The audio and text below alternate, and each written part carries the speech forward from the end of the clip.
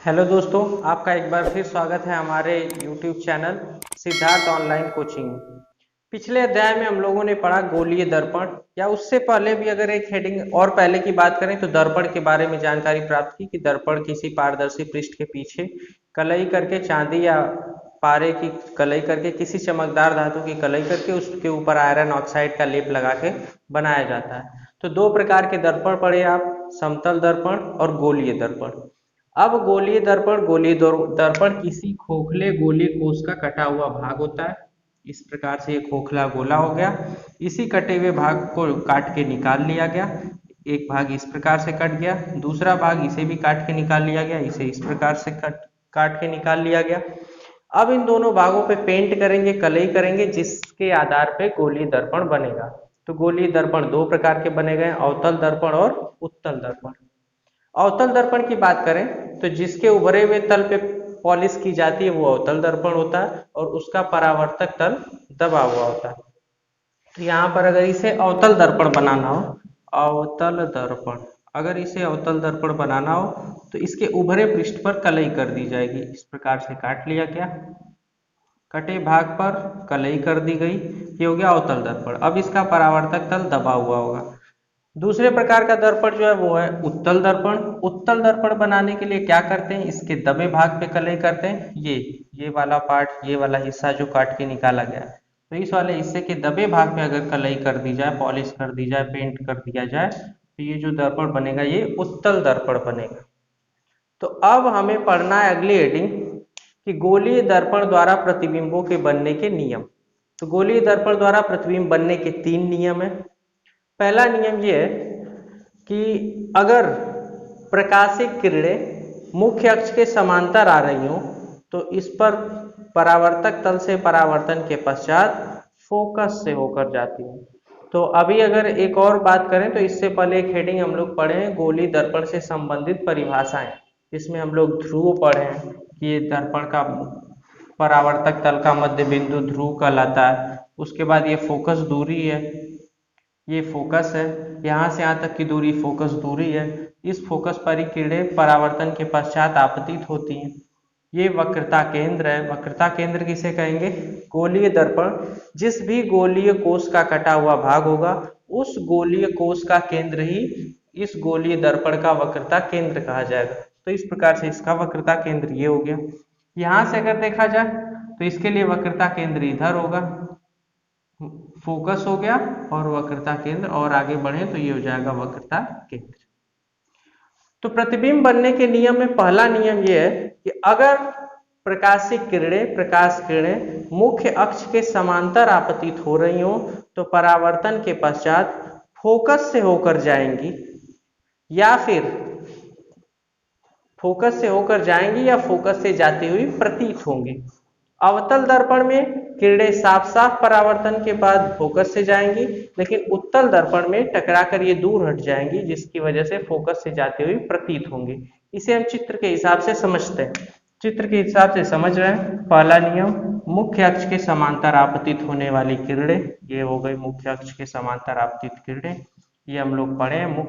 मुख्य अक्ष क्या होता है, मुख्य अक्ष की परिभाषा भी कल पढ़े थे कि मुख्य अक्ष ध्रुव और वक्रता केंद्र को मिलाने वाली रेखा को अगर आगे बढ़ाया जाए तो जो रेखा मिलती है वही कहलाती है मुख्य अक्ष। तो ये हो गया मुख्य अक्ष। मुख्य अक्ष के समांतर ये दोनों आपतित किरणें हैं। तीर दिखा रहा है कि ये किरणें बाईं तरफ से दाईं तरफ आकर आपतित हो रही हैं। अब अगर इसे देखा जाए, यहाँ पे आपतन बिंदु है, यहाँ से अगर इसे देखा जाए तो इसे मिला सकते हैं, ये इसके लंबवत बनेगा क्योंकि वक्रता केंद्र यही इसकी त्रिज्या है। तो जब भी त्रिज्या से इस पे त्रिज्या खींचेंगे तो ये इस पे लंब होगा। तो ये हो गया अभिलंब से, ये आई हो गया आपतन कोण, और इसी पर ठीक बनेगा इतना ही परावर्तन कोण। तो ये किरण कहाँ से जा रही है, फोकस से, और ये दूसरी किरण यह इधर जो है, अगर इसे भी देखा जाए तो इसी तर्ज पे, क्योंकि यहाँ से सी से फिर इसे बनाया जा सकता है अभिलंब। ये हो गया आपतन कोण, अब इतना ही परावर्तन कोण होगा। इस हिसाब से आके यहाँ से परावर्तित हो गई। तो जो बात कही गई उस नियम की यहाँ पुष्टि हुई। पहला नियम क्या था कि मुख्य अक्ष के समांतर आपतित किरणें परावर्तन के पश्चात फोकस से जाती हैं। किस दर्पण में? अवतल दर्पण में। या फिर दूसरा नियम यह है कि मुख्य अक्ष के समांतर आपतित किरणें फोकस से जाती हुई प्रतीत होती हैं। या तो फोकस से जा रही होंगी या फोकस से जाती हुई प्रतीत होंगी। तो प्रतीत किस में होंगी? उत्तल दर्पण में। इसे भी अगर देखें तो ये मुख्य अक्ष हो गया। मुख्य अक्ष के समांतर आपतित किरणें, ये हो गया मुख्य अक्ष के समांतर आपतित किरणें। अब अगर देखा जाए, इसके लिए अगर वक्रता केंद्र से इस पर लंब डाला जाए तो इस प्रकार से लंब डाल सकते हैं। तो ये इधर बन गया, मतलब ये इसके लिए जो काम कर रहा है ये हो गया इसके लिए आपतन कोण, ये हो गया आई। तो परावर्तन कोण भी इसी के बराबर ठीक इधर होगा। यहाँ पर भी ये आपतन कोण हो जाएगा और परावर्तन कोण इसके बराबर ठीक इधर होगा। तो ये परावर्तन के पश्चात दोनों किरणें दूर हट रही हैं, ये इधर जा रही है, ये इधर, इनका आपस में मिलन कभी संभव नहीं है। इस वजह से अगर इसे पीछे की ओर बढ़ाया जाए तो पीछे की ओर ये बढ़ाया गया। तो ऐसा लग रहा है ये फोकस से आती हुई प्रतीत हो रही है। तो प्रतिबिंब बनने का पहला नियम यही है कि मुख्य अक्ष के समांतर आपतित किरणें परावर्तन के पश्चात फोकस से होकर जाती हैं, किसमें? अवतल दर्पण में, या फोकस से जाती हुई प्रतीत होती हैं उत्तल दर्पण में। देखते हैं दूसरा नियम। पहले नियम में तो हो गया कि जब किरणें मुख्य अक्ष के समांतर आती हैं तो परावर्तन के पश्चात फोकस से जाती हैं अवतल दर्पण में, या फोकस से जाती हुई प्रतीत होती हैं। तो प्रतिबिंब बनने का दूसरा नियम है कि अगर प्रकाश किरणें वक्रता केंद्र से होकर जाएं या वक्रता केंद्र की तरफ जाएं या वक्रता केंद्र से होकर जाएं तो अपने मार्ग पर वापस लौट आती हैं। जैसे अवतल दर्पण में ये देखा जाए तो यहाँ से प्रकाशित किरण गई, जाने के बाद ये इस पर वक्रता केंद्र है, तो वक्रता केंद्र से अगर इस पर एक लाइन खींचें तो कोई भी केंद्र से अगर त्रिज्या ये है तो ये इस पे लंब होगी। लंब होने की वजह से ये वापस इसी पथ पे लौट आ रही है। तो वक्रता केंद्र से जो भी प्रकाश किरण जाएगी पुनः अपने मार्ग पे वापस लौट आएगी अवतल दर्पण में। अगर उत्तल दर्पण में देखा जाए, वक्रता केंद्र की ओर जो प्रकाश किरण जा रही है वो भी वक्रता केंद्र की ओर, अब इस पे ये लंबवत आपतित होगी जिसकी वजह से अपने मार्ग पर पुनः वापस लौट आएगी। ये क्या है? वक्रता केंद्र की ओर जाने वाली है, जा नहीं पा रही है वास्तव में, क्योंकि इसके पीछे पेंट किया गया है, कलई किया गया है, तो यहीं से परावर्तित होकर अपने मार्ग पे वापस लौट आती। तो दूसरे नियम में यही बात है कि अगर वक्रता केंद्र से प्रकाश किरण जा रही होगी तो वो अपने मार्ग पे वापस लौट आएगी, या वक्रता केंद्र की तरफ जा रही होगी तो भी वो परावर्तन के पश्चात अपने मार्ग से वापस लौट आएगी। तो प्रतिबिंब बनने का तीसरा नियम है कि अगर प्रकाश की किरण फोकस से जा रही हो या फोकस की तरफ जा रही हो, तो नियम हो गए। अवतल दर्पण में अगर फोकस से जा रही होगी तो परावर्तन के पश्चात मुख्य अक्ष के समांतर हो जाएगी। पहले नियम का ठीक उल्टा। पहले नियम में क्या था कि मुख्य अक्ष के समांतर आने वाली किरणें परावर्तन के पश्चात फोकस से जाती हैं, और इसमें यही है कि फोकस से जाने वाली किरणें परावर्तन के पश्चात मुख्य अक्ष के समांतर हो जाती है। तो ये अवतल दर्पण में हो जाएगा। फिर यहाँ पर भी कि मुख्य अक्ष के समांतर आने वाली किरणें परावर्तन के पश्चात फोकस से जाती हुई प्रतीत होती थी पहले नियम में। अब इस नियम में क्या होगा? तीसरे नियम में कि फोकस की तरफ जाने वाली किरणें परावर्तन के पश्चात मुख्य अक्ष के समांतर हो जाएंगी। यही चित्र से बना दे रहे हैं। जैसे ये फोकस है, फोकस से जाने वाली किरणें, तो फोकस से ये किरण जा रही है, अब क्या होगा? परावर्तन के पश्चात ये मुख्य अक्ष के समांतर हो जाएगी। यहाँ पर फोकस की तरफ जाने वाली प्रकाश की किरण, ये हो गया फोकस,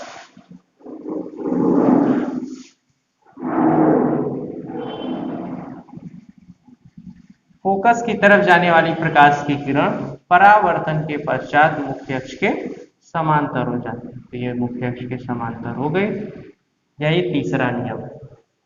अब अगली हेडिंग जो हम लोग पढ़ेंगे, गोलीय दर्पण द्वारा प्रतिबिंब बनने के नियम पढ़ लिया गया। अब उसके बाद गोलीय दर्पण दो प्रकार के होते हैं। कौन कौन? अवतल दर्पण और उत्तल दर्पण। अब दो हेडिंग आती है। तो गोलीय दर्पण में दो प्रकार के दर्पण है, अवतल दर्पण और उत्तल दर्पण। तो एक बार हम लोग ए हेडिंग में पढ़ेंगे अवतल दर्पण द्वारा प्रतिबिंबों का बनना।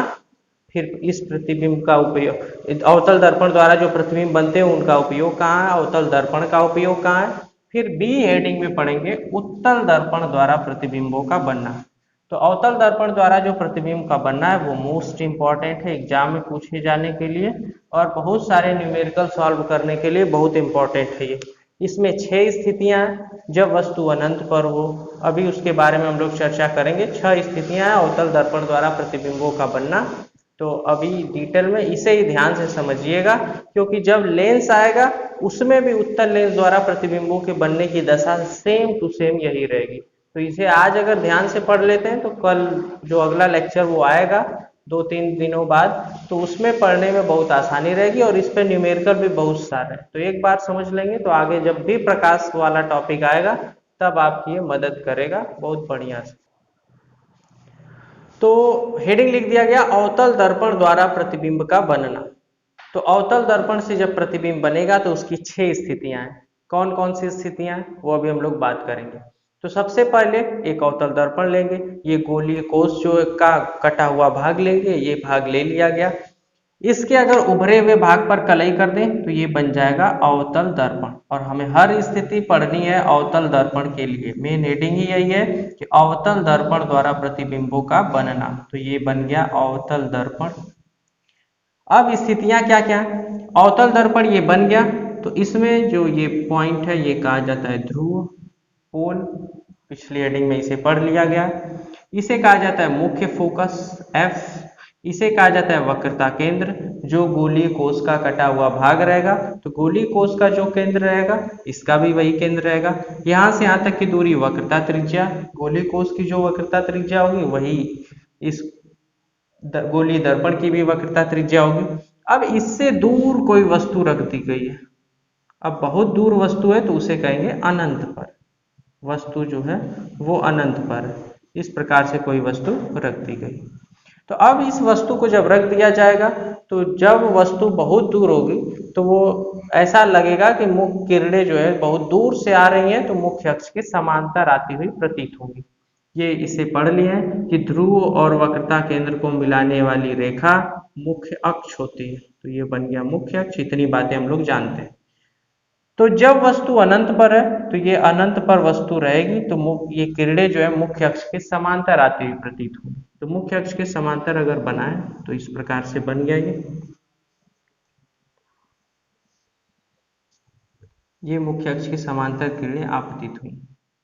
इधर से भी मुख्य अक्ष के समांतर किरणें आपतित हुई, इधर से भी किरणें आपतित हुई।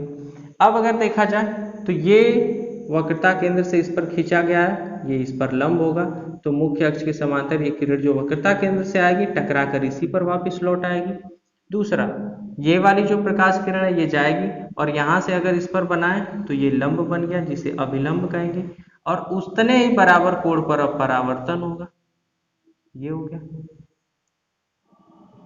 अब उसके बाद ये हो गया आपतन कोण, ये हो गया परावर्तन कोण। यहाँ से भी ये टकरा कर ठीक फोकस से जाएगी। परावर्तन के नियम में भी हम लोग पढ़ लिए। क्या परावर्तन के नियम में पढ़े? पहला नियम ये था कि जब मुख्य अक्ष के समांतर आने वाली किरणें परावर्तन के पश्चात फोकस से जाती हैं या फोकस से जाती हुई प्रतीत होती है, तो फोकस से ये जा रही है। तो अतः जब वस्तु अनंत पर हो तो वस्तु को अनंत पर रख दिया गया।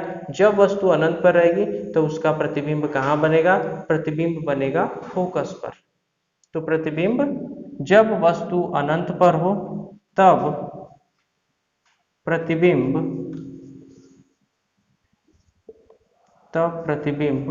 फोकस पर बिंदु के आकार का, कितना बड़ा बन रहा है ये? बिंदु के आकार का, बिंदु के आकार का।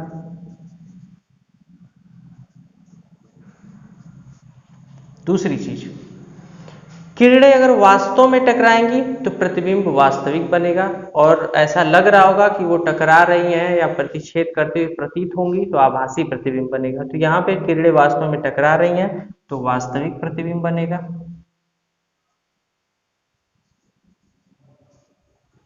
तो प्रतिबिंब फोकस पर बिंदु के आकार का वास्तविक तथा अगले और टॉपिक से क्लियर हो जाएगा कि उल्टा बनेगा, वास्तविक तथा उल्टा बनेगा। यही हमें हर रीडिंग में बताना है। क्या क्या बताना है कि प्रतिबिंब की स्थिति अर्थात कहाँ यहाँ प्रतिबिंब बना, फोकस पर। तो प्रतिबिंब की स्थिति यहाँ जब वस्तु अनंत पर हो तो उसका प्रतिबिंब फोकस पर बनेगा, बिंदु के आकार का बनेगा अर्थात अत्यंत छोटा बनेगा। किरणें वास्तव में टकरा रही हैं तो वास्तविक प्रतिबिंब बनेगा तथा उल्टा बनेगा। क्योंकि ये बहुत छोटा है, समझ में नहीं आ रहा है, आगे के प्रतिबिंबों से स्थिति स्पष्ट हो जाएगी कि प्रतिबिंब उल्टा बनेगा। ये हो गई पहली हेडिंग, जब वस्तु अनंत पर हो। तो हमें और इसी प्रकार से हेडिंग पढ़नी है कि जब वस्तु अनंत पर हो तब क्या होगा। दूसरी स्थिति अभी हम बता दे रहे हैं, अब उसे हेडिंग बाई हेडिंग पढ़ा जाएगा। तो जब वस्तु बहुत दूर हो, अनंत पर हो, तब प्रतिबिंब फोकस पर बन गया। अब उसके बाद वस्तु को अनंत तथा ये वक्रता केंद्र हो गया, अनंत तथा वक्रता केंद्र के बीच कहीं रखा गया, या ये कहें सी से परे रखा गया, वस्तु को सी से थोड़ा दूर रखा गया, तब प्रतिबिंब क्या होगा, तब भी ये फोकस से जाएगा। उसके बाद दूसरी लाइन जाएगी तो प्रतिबिंब की साइज अब थोड़ी सी बढ़ेगी और स्थिति क्या होगी, वक्रता केंद्र तथा फोकस के बीच। तो सबसे पहले वस्तु को रखना कहाँ कहाँ वो बता दे रहे हैं। तो पहले वस्तु अनंत पर रख दी गई, दूसरा अनंत तथा वक्रता केंद्र के बीच रखी जाएगी, दूसरी हेडिंग हो जाएगी। या इसी हेडिंग को कहीं कहीं बुक में लिखा होगा सी से परे, तो सी से परे भी यही बात है। तीसरी, ठीक इसे वक्रता केंद्र पर रख दिया जाएगा, तीसरा हेडिंग जब वस्तु वक्रता केंद्र पर हो, तीसरी हेडिंग। फिर जब वस्तु वक्रता केंद्र तथा फोकस के मध्य हो, अब इस वक्रता केंद्र और फोकस के मध्य होगी तो चौथी हेडिंग हो जाएगी। फिर उसके बाद जब वस्तु ठीक फोकस पर हो, पांचवी हेडिंग हो जाएगी, जब वस्तु ठीक फोकस पर हो। अब छठी हेडिंग और लास्ट हेडिंग हो जाएगी जब वस्तु फोकस तथा ध्रुव के बीच हो। तो इन स्थितियों में ही हमें प्रतिबिंब का बनना पढ़ना है। तो अब दूसरी हेडिंग पढ़ते हैं, जब वस्तु सी से परे हो अर्थात अनंत और वक्रता केंद्र के बीच हो। तो दूसरी हेडिंग है, पहली हेडिंग में जब वस्तु को अनंत पर रखा गया था, दूसरा जब अनंत तथा वक्रता केंद्र के बीच हो, लिख भी दिए, जब वस्तु अनंत तथा वक्रता केंद्र सी के बीच हो। तो अब इस स्थिति में एक प्रकाशीय किरण तो मुख्य अक्ष के समांतर जाएगी और समांतर जाने के बाद परावर्तन के पश्चात फोकस से आएगी। तो इसे अगर बनाए तो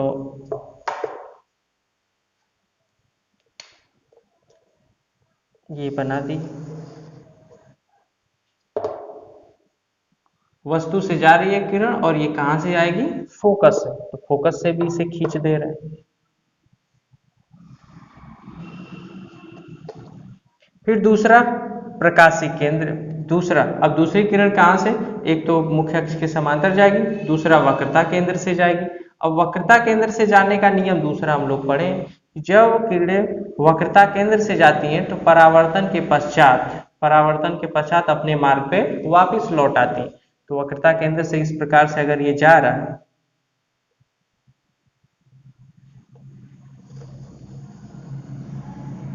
तो इसी लाइन पे वापस भी हो जाएगा, क्योंकि इस प्रकार से जाने वाली प्रकाशीय किरण यहाँ जाएगी और 90 अंश पे इस पे टकराएगी, टकरा के फिर इसी मार्ग पे वापस लौट आएगी।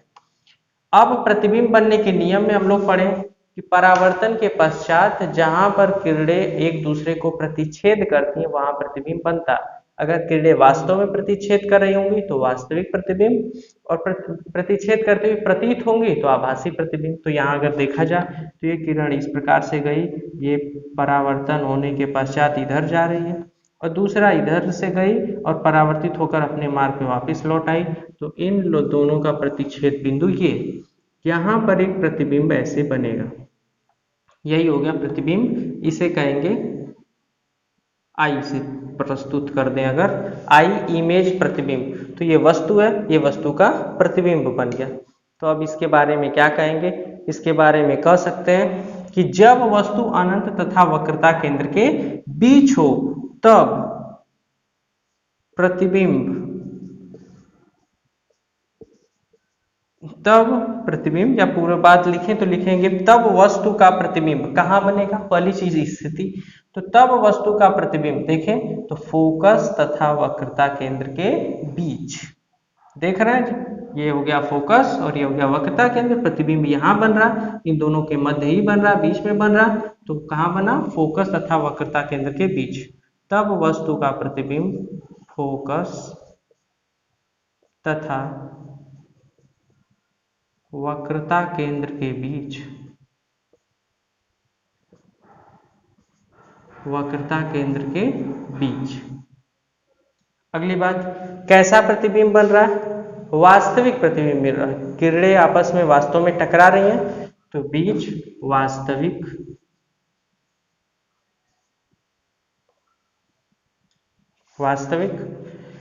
और उसके बाद वस्तु इतनी बड़ी है और प्रतिबिंब उसका छोटा बन रहा है, तो वस्तु से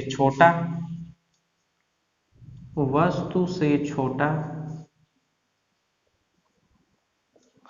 और अगर कोई वस्तु ये ऊपर की ओर है तो इसका प्रतिबिंब नीचे की ओर अब बन रहा है। मतलब ऐसे अगर वस्तु रखी गई है तो इसका प्रतिबिंब छोटा और उल्टा बन रहा है, अर्थात वस्तु से छोटा तथा उल्टा बनता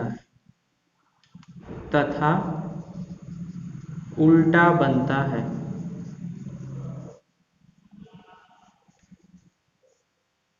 हो गया, कहानी खत्म। दूसरे स्थिति में जब वस्तु अनंत तथा वक्रता केंद्र के बीच हो, इधर अनंत हो गया कहीं, ये हो गया वक्रता केंद्र। जब वस्तु अनंत तथा वक्रता केंद्र के बीच हो या कहीं C से परे हो, C से दूर हो, तब उसका प्रतिबिंब एक मुख्य अक्ष के समांतर किरण ये जा रही है, दूसरी वक्रता केंद्र से जा रही है, दोनों परावर्तन के पश्चात इस बिंदु पे एक दूसरे को प्रतिच्छेद कर रही है, यहाँ पे प्रतिबिंब बन रहा है। प्रतिबिंब की स्थिति है फोकस तथा वक्रता केंद्र के बीच। तब वस्तु का प्रतिबिंब फोकस तथा वक्रता केंद्र के बीच, किरणें वास्तव में प्रतिच्छेद कर रही हैं, तो वास्तविक। ये क्या है? वस्तु से छोटा है। ये अगर 5 सेंटीमीटर का है तो ये 2 सेंटीमीटर का है, तो वस्तु से छोटा तथा उल्टा बनता है। अब हम लोग तीसरी हेडिंग पढ़ेंगे। तीसरी हेडिंग में इस वस्तु को ठीक वक्रता केंद्र पर रखा जाएगा। तो उस स्थिति में देखते हैं प्रतिबिंब कहाँ बनता है। जब वस्तु वक्रता केंद्र पर, तीसरी स्थिति है जब वस्तु वक्रता केंद्र C पर हो। तो वक्रता केंद्र पर बनाने के लिए यह अवतल दर्पण बना ही है, एक लाइन खींच ले रहे हैं।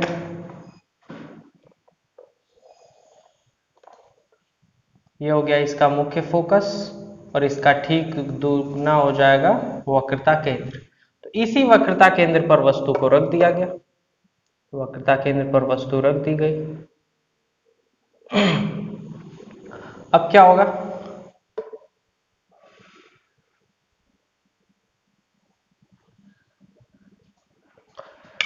वक्रता केंद्र पर वस्तु को रख दिया गया। ये हो गया वस्तु, इसे AB भी लिखा जा सकता है, अभी कुछ नहीं लिख रहे हैं। ये हो गया वस्तु। अब उसके बाद इस वस्तु से प्रतिबिंब बनेगा, तो एक किरण मुख्य अक्ष के समांतर जा रही है, जो टकराकर फोकस से जाएगी। मुख्य फोकस से जा रही है। तो दो नियम पढ़े कि मुख्य अक्ष के समांतर जाने वाले किरणें परावर्तन के पश्चात फोकस से होकर जाती है। तो ये परावर्तन के पश्चात फोकस से होकर जा रही है। दूसरा, फोकस से जाने वाली किरणें परावर्तन के पश्चात मुख्य अक्ष के समांतर हो जाती है। तो ये हो गया फोकस से और ये मुख्य अक्ष के समांतर हो गए।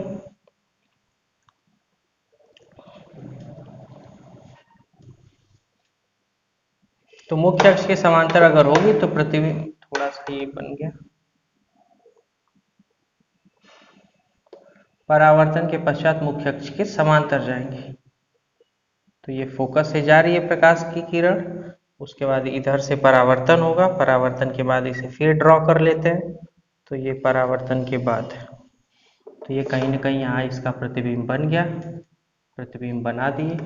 प्रतिबिंब कैसा बना? उल्टा बना। तो फिर से अगर इसे समझें पूरा बात, तो ये वस्तु है, एक इसका मुख्य अक्ष के समांतर प्रकाश किरण जा रहा है, जो परावर्तन के पश्चात फोकस से जा रहा है। फोकस से जाने के बाद ये सीधे इस प्रकार से निकल जा रहा है। दूसरा, जो फोकस से जा रहा है, फोकस से जाने के बाद परावर्तन के पश्चात ये मुख्य अक्ष के समांतर हो जा रहा है। इन दोनों का प्रतिच्छेद बिंदु ये है। तो प्रतिच्छेद बिंदु जहां हुआ यहीं पे प्रतिबिंब बनेगा, मतलब ये वस्तु का बन गया प्रतिबिंब। ये बन गया प्रतिबिंब। आई अब देखा जाए तो जब वस्तु वक्रता केंद्र पर हो तब उसका प्रतिबिंब कहाँ बना? तब भी उसका प्रतिबिंब वक्रता केंद्र पर ही बना। किरणें वास्तव में एक दूसरे को प्रतिच्छेद कर रही है, तो वास्तविक प्रतिबिंब बना। अगर इसकी साइज और इसकी साइज देखी जाए तो दोनों बराबर हैं, तो वस्तु के बराबर आकार का बना। और देखा जाए तो ये अगर इस प्रकार से वस्तु रखी गई थी तो इसका प्रतिबिंब ठीक उल्टा बन रहा है, नीचे की तरफ बन रहा है, मतलब उल्टा प्रतिबिंब बनता है। तो इसका निष्कर्ष अगर लिखें तो जब वस्तु वक्रता केंद्र पर हो तब वस्तु का प्रतिबिंब, वस्तु का प्रतिबिंब, तब वस्तु का प्रतिबिंब वक्रता केंद्र पर, वक्रता केंद्र पर कैसा बन रहा है? प्रकृति क्या है इसकी? वास्तविक। वास्तविक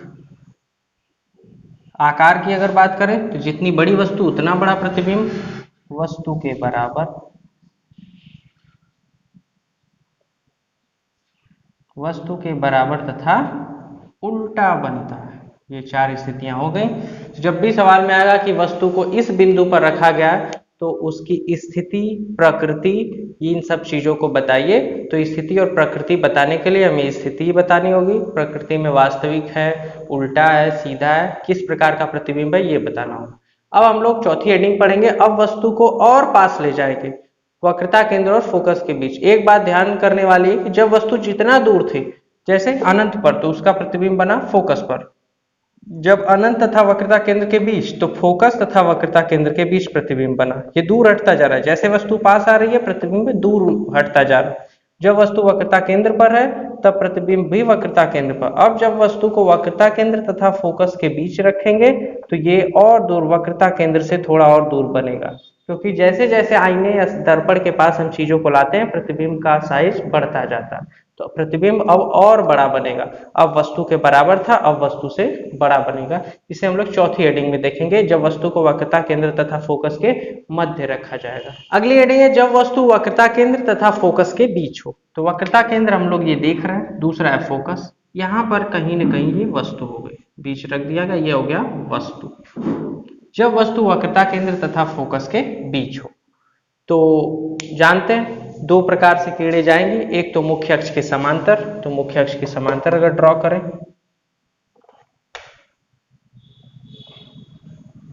तो ये मुख्य अक्ष के समांतर जाएगी। और प्रतिबिंब बनने के नियम में आप पढ़ ही लिए हैं कि मुख्य अक्ष के समांतर जाने वाली किरणें परावर्तन के पश्चात फोकस से जाती, तो इसे फोकस से भेज दिए।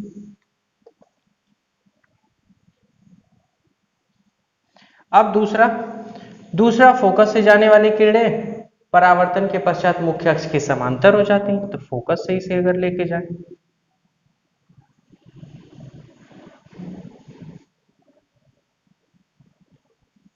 तो ये फोकस से होकर जा रहा है, यहां गया परावर्तन के पश्चात। तो फोकस से जाने वाली किरणें परावर्तन के पश्चात मुख्य अक्ष के समांतर हो जाती, तो मुख्य अक्ष के ये समांतर बना दिए।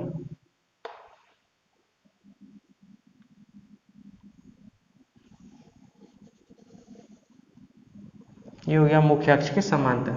अब दोनों जहां एक दूसरे को प्रतिच्छेद करेंगे वहां प्रतिबिंब बनेगा। तो यहां प्रतिच्छेद कर रही है, यहां पर बन गया इसका प्रतिबिंब, ये वस्तु, ये हो गया प्रतिबिंब। ठीक। अब उसके बाद जब वस्तु को वक्रता केंद्र तथा फोकस के मध्य रखा गया तब वस्तु का प्रतिबिंब कहां बन रहा है? सी, मतलब वक्रता केंद्र से परे बन रहा है, या कहें तो इधर कहीं अनंत है, वक्रता केंद्र तथा अनंत के बीच बन रहा है। दूसरी चीज, आभासी की वास्तविक, किरणें आपस में वास्तव में प्रतिच्छेद करेंगे तो प्रतिबिंब वास्तविक बनेगा।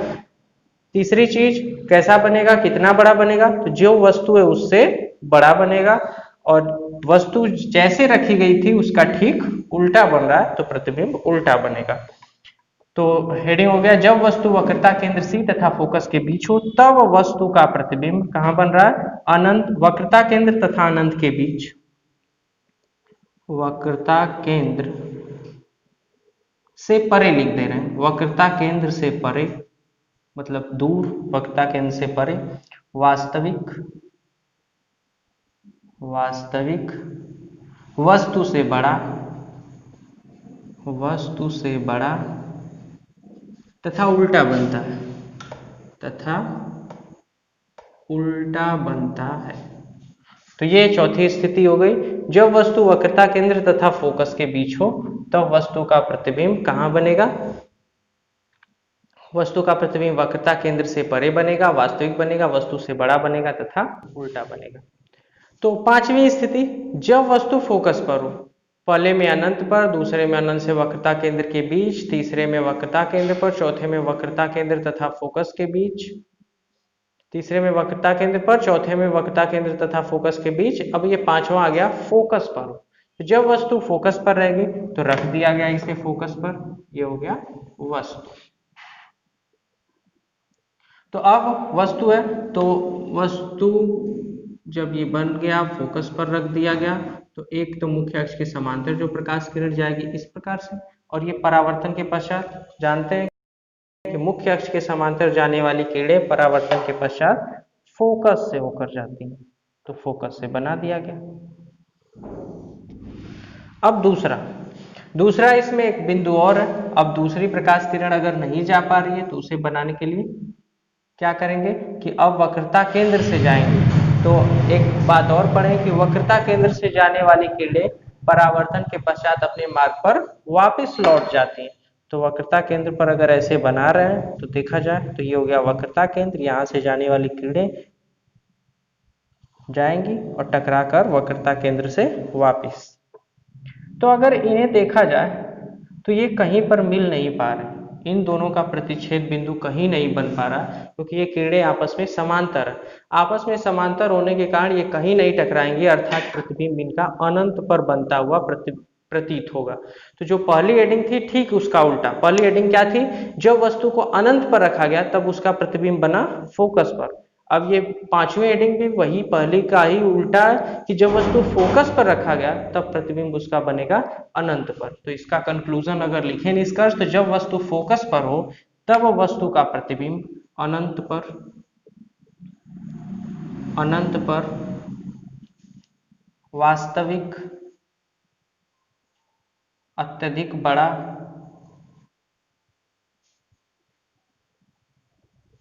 तथा उल्टा बनता है। अब अगली और लास्ट हेडिंग आती है कि जब वस्तु को फोकस तथा ध्रुव के मध्य रखा जाता है। तो जब वस्तु को फोकस तथा ध्रुव के मध्य रखते हैं तब देखते हैं चित्र बनाकर कि प्रतिबिंब कहाँ बनता है। प्रतिबिंब बनेगा दर्पण के पीछे। यही एक स्थिति है जिसमें प्रतिबिंब बड़ा बनेगा और सीधा बनेगा। तो इसे समझ लेते हैं। और आभासी कैसे बनता है वो अभी हम लोग देखेंगे। छठी हेडिंग, लास्ट हेडिंग है जब वस्तु फोकस तथा ध्रुव के मध्य हो। तो ये हो गया फोकस और ये हो गया ध्रुव। इन दोनों के मध्य अगर वस्तु को रखा जाए तो ये वस्तु रख दे रहा है, ये हो गया वस्तु। तो अब अगर वस्तु देखा जाए तो एक समांतर किरण जाएगी, मुख्य अक्ष के समांतर किरण, जो परावर्तन के पश्चात फोकस से होकर जाएगी। तो इसे फोकस से लेके जा रहा है, ये हो गया फोकस से। और दूसरा इसके वक्रता केंद्र से जाएगी और वक्रता केंद्र से जाने वाली प्रकाश की किरणें अपने मार्ग पर परावर्तन के पश्चात वापस लौट आती। तो ये वक्रता केंद्र हो गया, ये हो गया, इससे भी बना दिए, ड्रॉ कर दिए। तो ये जाने वाली प्रकाश की किरणें इसी अपने पथ पर ही टकराकर वापस हो जा रही है। तो अब अगर देखा जाए तो ये पीछे की ओर एक सेकेंड, वक्रता केंद्र से ठीक से नहीं जा रहा, ठीक से इसे भेज देगा।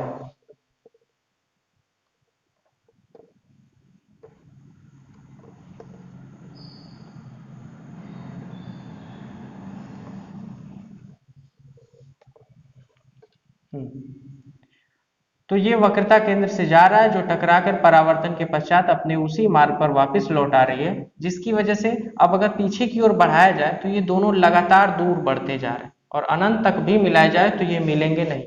अगर ये नहीं मिलेंगे, आगे की ओर और दूर बढ़ते जा रहे हैं, तो इन्हें पीछे की ओर अगर बढ़ाया जाए तो शायद मिल जाए या मिलेंगे ही, जो मिलते हुए प्रतीत होंगे। तो पीछे की ओर इन्हें बढ़ाया जा रहा है, ये डॉटेड लाइन से इसे पीछे की ओर बढ़ाया, इसे भी डॉटेड लाइन से अगर पीछे की ओर बढ़ाया जाए तो ये भी पीछे की ओर डॉटेड लाइन से बढ़ा दिया गया। तो अर्थात लग रहा है कि प्रतिबिंब यहां कहीं न कहीं प्रतिच्छेद कर रहा होगा, तो यहां पर इसका प्रतिबिंब बनेगा। तो यहां पर अब उसके बाद जब वस्तु को ध्रुव तथा फोकस या फोकस तथा ध्रुव के बीच रखा गया तो एक किरण तो मुख्य अक्ष के समांतर हो जा रही है और परावर्तन के पश्चात फोकस से जा रही है, दूसरी वक्रता केंद्र से जाने वाली प्रकाश की किरण अपने मार्ग पे वापस लौट जा रही है। ये दोनों लगातार दूर हट रहे हैं जिस वजह से कहीं प्रतिच्छेद नहीं कर पाएंगे। प्रतिच्छेद नहीं कर पाने की वजह से इन्हें पीछे बढ़ाया गया, तो यहाँ लग रहा है कि ये दोनों प्रतिच्छेद कर रहे होंगे। तो जब किरणें आपस में प्रतिच्छेद करती हुई प्रतीत होती हैं तो वहां पर वस्तु का आभासी प्रतिबिंब बनता है। तो ये किस प्रकार का प्रतिबिंब बना? ये हो गया प्रतिबिंब आभासी। किधर बना? ये बन रहा है ठीक दर्पण के पीछे, दर्पण के पीछे बन रहा है। तो चार स्थितियां हमें लिखनी है, तो फिर इसका निष्कर्ष लिखें। जब वस्तु फोकस तथा ध्रुव के मध्य हो तब वस्तु का प्रतिबिंब कहाँ बन रहा है? दर्पण के पीछे, दर्पण के पीछे। दूसरी बात थी वास्तविक की आभासी, तो यहाँ किरणें वास्तव में नहीं प्रतिच्छेद कर रही हैं तो आभासी प्रतिबिंब बनेगा, आभासी। सीधा की उल्टा देखा जाए तो जैसी वस्तु रखी गई है वैसा ही उसका प्रतिबिंब बन रहा है और वस्तु से बड़ा बन रहा है। तो पहले आकार लिखें तो वस्तु से बड़ा, वस्तु से बड़ा तथा उल्टा की सीधा, सीधा बनता है तथा सीधा बनता है, क्योंकि जैसे वस्तु रखी गई थी वैसे ही प्रतिबिंब बन गया। तो अब यही 6 स्थितियां हैं जिसे बारी बारी से आप पढ़ के याद कर लें, इन्हीं सब का आगे उपयोग होगा। न्यूमेरिकल्स में भी यही आएंगे। तो पहला हेडिंग हो गया जब वस्तु अनंत पर हो तो जो उसका प्रतिबिंब फोकस पर बनेगा, बिंदु के आकार का बनेगा, मतलब बहुत छोटा बनेगा, उल्टा बनेगा और वास्तविक बनेगा। फिर अब प्रतिबिंब को और पास लाते जा रहे हैं, फिर वस्तु को अनंत तथा वक्रता केंद्र के बीच रख रहे हैं, तब उसका प्रतिबिंब फोकस तथा वक्रता केंद्र के बीच बन रहा है, छोटा बन रहा है वस्तु से, वास्तविक बन रहा है तथा उल्टा बन रहा है। तीसरी स्थिति में इसे वक्रता केंद्र पर ला दिया गया, तो वक्रता केंद्र पर जब रखा गया तो वस्तु का प्रतिबिंब वक्रता केंद्र पर ही बना, उसके बराबर बना, वास्तविक बना, उल्टा बना। और चौथी स्थिति में जब वक्रता केंद्र तथा फोकस के बीच रखा गया तब उसका प्रतिबिंब वक्रता केंद्र से परे बन रहा है, वस्तु से बड़ा बन रहा है, वास्तविक बन रहा है तथा उल्टा बन रहा है। फिर जब वस्तु को फोकस पर रखा गया तो उसका प्रतिबिंब अनंत पर बन रहा है, बहुत बड़ा बन रहा है, उल्टा बन रहा है। और जब वस्तु को फोकस तथा ध्रुव के बीच रखा गया तब वस्तु का प्रतिबिंब दर्पण के पीछे बन रहा है, जो इस वाली स्थिति है, दर्पण के पीछे बन रहा है, वस्तु से बड़ा बन रहा है, अत्यधिक बड़ा बन रहा है, सीधा बन रहा है और आभासी बन रहा है। तो यहाँ पर अवतल दर्पण द्वारा प्रतिबिंबों का बनना हेडिंग समाप्त हुई। इसका उपयोग था, वीडियो लंबा हो जाएगा इस वजह से अगले वीडियो में उसे इंक्लूड कर दिया जाएगा। उत्तल दर्पण द्वारा प्रतिबिंब का बनना पढ़ेंगे, उसका उपयोग पढ़ेंगे तथा अवतल दर्पण का उपयोग पढ़ेंगे। ठीक है, थैंक यू क्लास।